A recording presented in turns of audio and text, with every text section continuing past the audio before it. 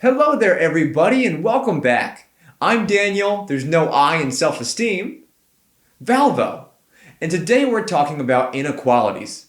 Now, like I've said before, I believe odd numbers are equally awesome, but some are frankly greater than others. Inequalities are like equations that use these, inequalities instead of an equal sign. But unlike some other areas and fields in the world, math inequalities are easy to solve. So let's get into it. So recall that an equation is a mathematical sentence that has an equal sign. It says that one thing equals another thing.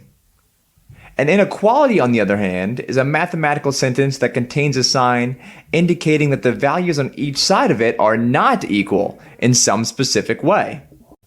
For example, we have x greater than 4, x less than 4, x less than or equal to 4, and x greater than or equal to